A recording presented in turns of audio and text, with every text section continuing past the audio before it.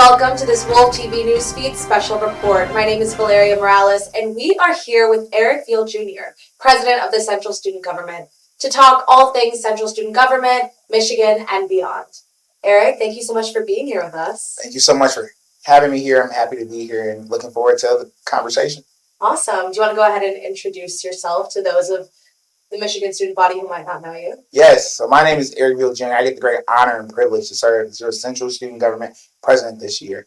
I'm a dual degree student studying political science as well as education. I'm with a minor in public policy here on campus. So 3 schools, that's a lot, but I'm happy that I also get the opportunity to serve so many different diverse perspectives across our campus. Awesome. How has your first week of classes been so far? Being back is very different. It's senior year for me, and I'm happy to see my friends, be back in the mix. But getting adjusted, like all other students, has been quite busy and quite a challenge at times. But once again, happy to be back and happy to get back in the swing of things. Great. A lot of really exciting things coming. Are you a football fan? Of course. That's not even a question. That's a question. Which game are you most excited for this season? So I have friends coming almost every game this year. So that's really exciting for me. I'm an out-of-state student.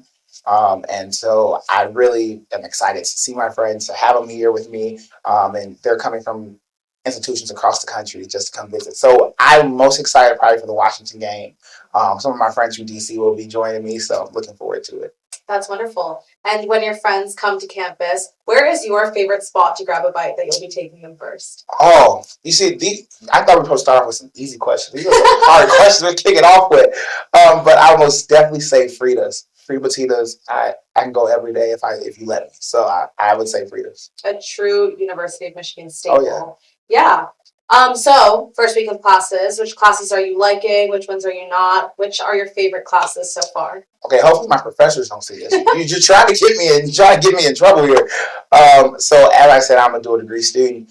So this semester most of my classes are in education. But I also have a political science class, a policy class. And so I would say so far my favorite class, I'm taking kind of problems of today, cross-listed in political science as well as public policy. And I'm really excited for that class and to have conversations about the things we're seeing across the country today, and really thinking strategically about public policy moving forward. Awesome. Not many students know this, but Central Student Government is a year-round commitment. What were some of the policies that were passed, and which ones should students know about? Yeah, so as you said, Central Student Government is year-round. So we have elections in March. We're sworn in April. So then we go through a very long nomination process for our cabinet. So we meet in the month of May. We also meet once in June, once in July, once in August, and then we actually met last week because of the start of the new year. So over that time, we did a lot of internal changes to our governing documents as well as different things like that, as well as we got some intern kind of changes. So we have interns in student government, and we wanted to make student government more accessible, more streamlined. So one of the ways we did that is making changes to our intern kind of code and how we bring in interns and what they're able to get done while they're here with us. Additionally, we worked on things such as funding for different initiatives this year. One of them being the grocery bus initiative that we're working on and trying to make sure that we're working with our partners in the assembly to make sure that we're able to run those programs. And lastly, I would say a huge initiative that was coming from the assembly side this year was getting people confirmed in the assembly. So the way it works for us is, I will nominate them, and after I do that, it then goes to the assembly. They have hearings, and then they come to the floor. So that was also a huge piece of our summer work. Right. It's wonderful how many initiatives you guys are trying to push through. And on that note, many students aren't really aware of all of the resources that Central Student Government provides. Could you share a few that you think every student should know about, like the Amazing Blue Cupboard or your Lift initiative, things of that nature? Yes, so New York Times is a huge one. A lot of people do know about that one, but we give not only the news, but we also give games and cooking as well. So that's a really cool initiative that student government sponsors and pays for, to make sure students across our campus are able to, read up on what's going on, but also play crossword. Additionally to that, we have the new Lift partnership that came from student government advocacy across campus. Since before I even joined student government, there were conversations about how we wanted to make this lift partnership. And so one of the really cool things is, being the president who actually is able to say we got it to happen and, be at the point where I'm able to, help with the branding, and different people on our team are kind of pushing out the message for students to know across campus that safety should not cost you. And so that's one way that the lift partnership is going to come in and kind of help make sure that safety is achievable for all students on our campus. Addition to that, Maize and Blue Cover is a huge one to make sure students across our campus have food, and food insecurity in Ann Arbor is a real challenge. And we want to make sure that students know how to get food, and they can go to Maize and Blue Cover, one of our valued partners with student government, to make sure that we're addressing food insecurity on our campus. Right. And are there any new projects of that nature in the works? Yes. So, like I said, there's a lot going on this year. I mean, I'm sure everyone knows on campus there's like a whole bunch of things with the presidential search going on, as well as different things going on the federal side of things. So we're looking at how do we help students, support students. So we're always open to new suggestions and new ideas. But one way that we've been talking with administration is we want to have a grocery store on campus. And so that's something that we've been talking with administration and figuring out how does that look, how does that happen, and where on campus would that work best. So a few different initiatives that we're pushing right now to really address some of the same issues. But also, like I said, this is a year that we're rolling out the LIFT partnership. And so while rolling that out, it's imperative that we are boosting it across campus and making sure that students know how to access it. So really, for the LIFT partnership, we're kind of in the second phase. Now that we have it, how do we make sure students are using it and know about it? And so that's a huge kind of LIFT project that we're doing right now. But pun intended with the LIFT project, I hope you know. But that's just something that we want to make sure that we don't just have it and we just tell you, okay, we have it, but make sure you know how to use it and how to tap into it. Right, which is just as important as the initiatives even being in place. Exactly. After hosting its own Welcome Week with town halls and resource fairs, how can students continue to engage with central student government throughout the year? I think that's a great question, and that's something that my team has thought a lot about. We are the first student government in history to go on this press tour that we're on right now. That's why we reached out to you all and wanted to do a conversation with you all. We also went to the radio station as well as the Daily and also the Review. We want to make sure that students across our campus know who we are and what we're doing this year. And so we're hosting town halls this week during the Welcome Week, kind of sponsored by student government. But also, not only that, we're hosting town halls throughout our administration. So be on lookout for different opportunities to connect with us. We pied the president yesterday. I was in the Diag. Well, not the Diag. I was by Joe's Pizza, and got pied for 2 hours because of the fact that I want people to know that I'm the student just like them, and I'm here to support them, to advocate for them, and be a resource for all students across our campus. So that's kind of ways that we're doing that, and our emails are always open, as well as our Instagram DMs. If you have thoughts and you want to share them, feel free to use that as a way to connect with us, because we'll make sure it gets to the right place. But we want students across campus to know how to connect with us, and we are always here. That's wonderful. You ran with the Empower Party back in March. Could you tell me a little bit about how the Empower Party came to be? Yeah, so I can't take credit for starting Empower. Credit to my vice president. He was the one who really first thought of the Empower name, but also thought about how do we get students across our campus to care about Empower and care about student government in general. And so one of the great things that when Empower started, it was based all about student funding. That was something that, at the time, student boards weren't getting the funding they needed. And that was a huge uphill battle for us. And it was kind of the year that kind of shaped out to be last year. And so when we got to preparing for the regular elections, and I was talking with my vice president, and we had a conversation about it. And I said, Empower stands for so much more than just student org funding. It stands for advocating for all students across campus, bringing in diverse perspectives, and making sure that there's not only a seat at the table, but people are heard at the table. And so Empower, we don't look at it as a party. We look at it as a movement and as an opportunity for students across campus to know what student government does, but not only what we do, what we can do and what we will do to support all students. Wonderful. Empower really rolls off the tongue too. I know, right? I know, right? Empower, yeah. Yeah. What steps is central student government taking this year to improve student mental health resources on campus? Yeah, so one of the great ways we're doing that work is we recently partnered with our partners across the Big Ten through an initiative led by University of Iowa to come together and create a wellness and mental health coalition. And so that's a group of students from across the Big Ten dedicated to working on how do we improve mental health resources across campus. One of the really cool parts about that work is, we don't do it alone.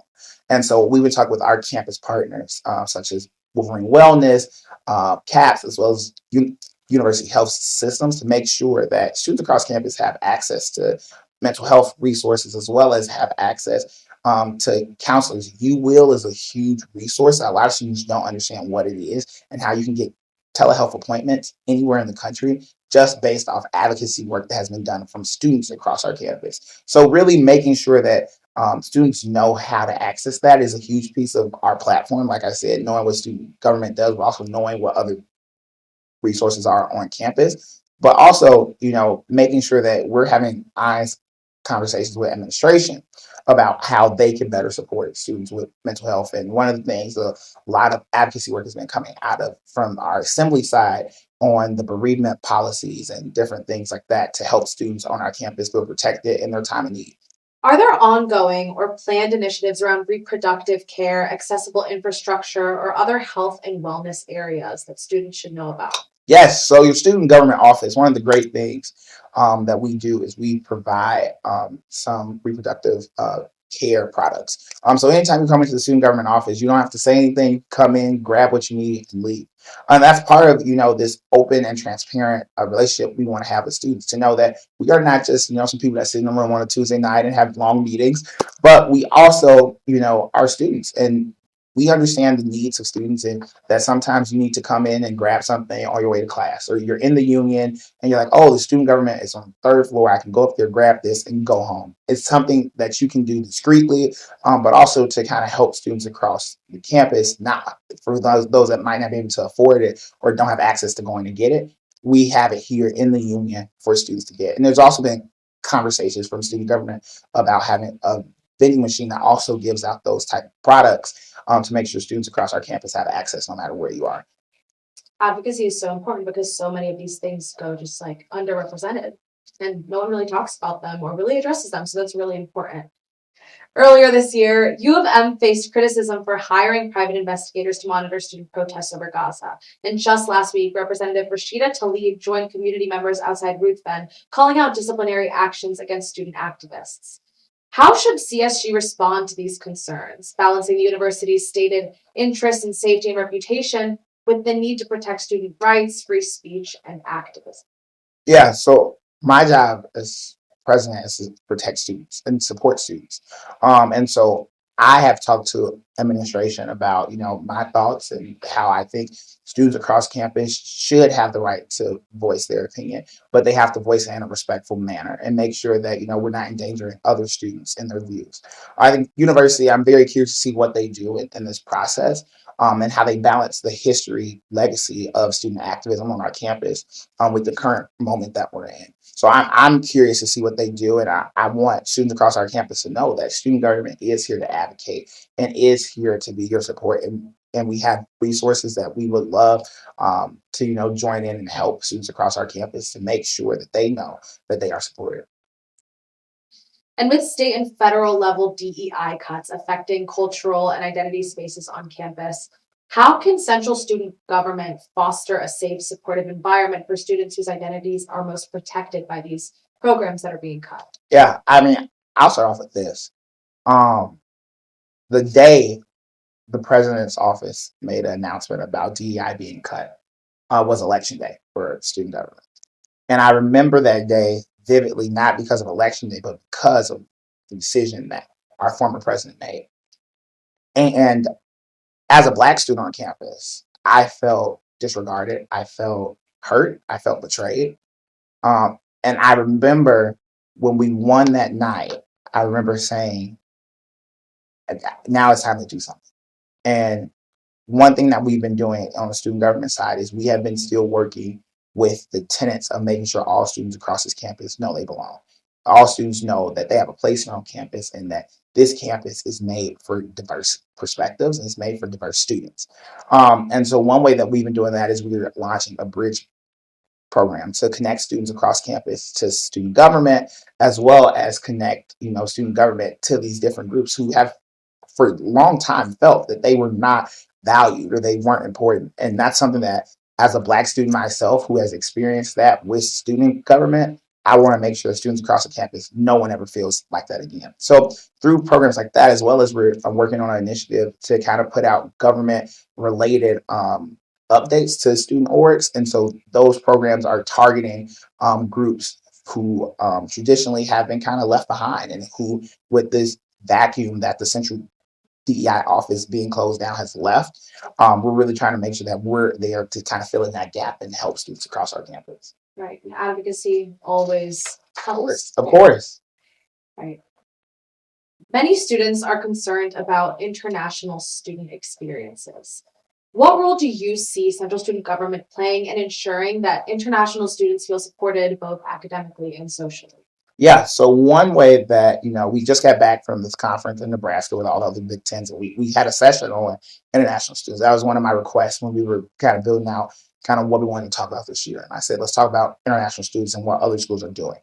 And so in those conversations, hearing what schools like Minnesota have been doing to try to help international students on their campus, talking with them and, hearing just different perspectives. And even what Nebraska is doing to try to make sure international students on their campus know that they are valued and safe. Here at Michigan, we have a huge international student presence, especially in the graduate school setting. And one way that we've been kind of having conversations and making sure that we're supporting graduate students is doing things like know your rights. We have been having conversations about how student government wants to put on an event to help students across our campus to know their rights, whether that be rights when it pertains to what's going on from the immigration standards, as well as the police, as well as just simple things like your student rights as a student at the university.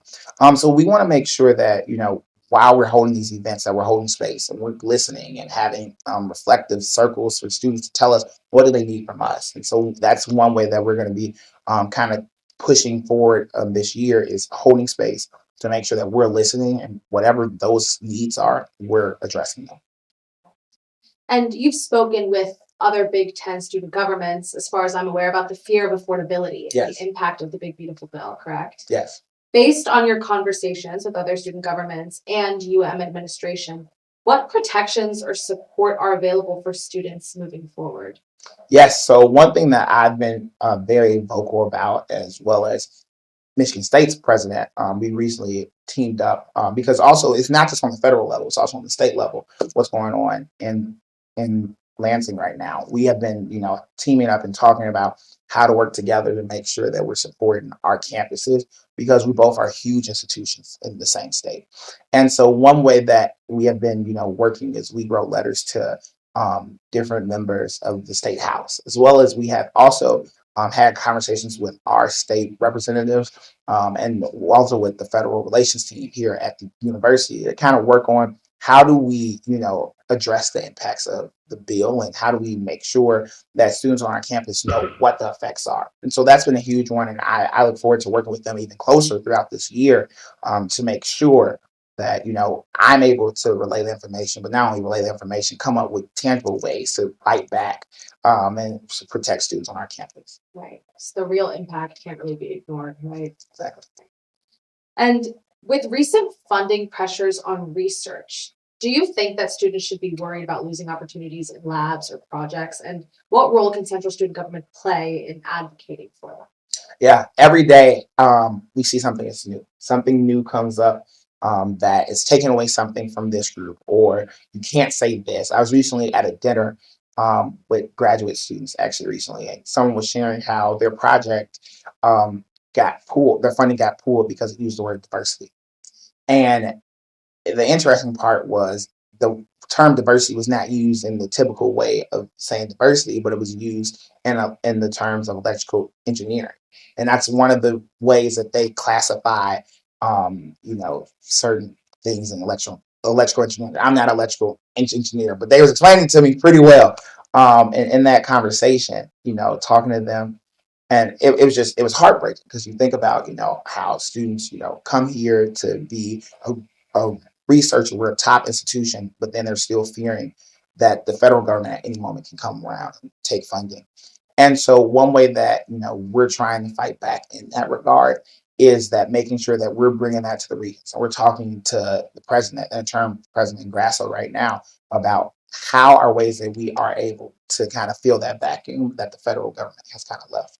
And so we've been talking with the regents extensively about that and trying to make sure that they understand how important that is, that something needs to be addressed, and that students across our campus are not fearful that one day they'll wake up and their research dollars will be gone. Well, it's been wonderful to kind of gain more insight on Central Student Government and your workings with them and beyond. Thank you so much for these wonderful answers to these questions. And we really hope to maintain this open communication so that students can have that accessibility that you so much talk about with Central Student Government. And as we wrap up, what final messages would you like to share with the university community? Yeah. One thing I want to take a moment and say is thank you all. Thank you all for trusting our administration. And we are working on behalf of students across our campus. Not only that, but we want to hear from you, and we want to build relationships with students, no matter what your background is, no matter whether you voted for us or not. We are here to support you. We want you to understand that student government is your conduit for support, advocacy, and change on campus. And so if there's ever opportunity that we can work together, whether it's me coming to one of your events, whether it's me, sending a letter or signing an executive order, anything that we can do to support students on this campus, we hope to do it. Thank you so much. Thank you. Thank you so much for tuning in to this Wolf TV special report. This has been Valeria Morales with Newsfeed, and stay tuned for more.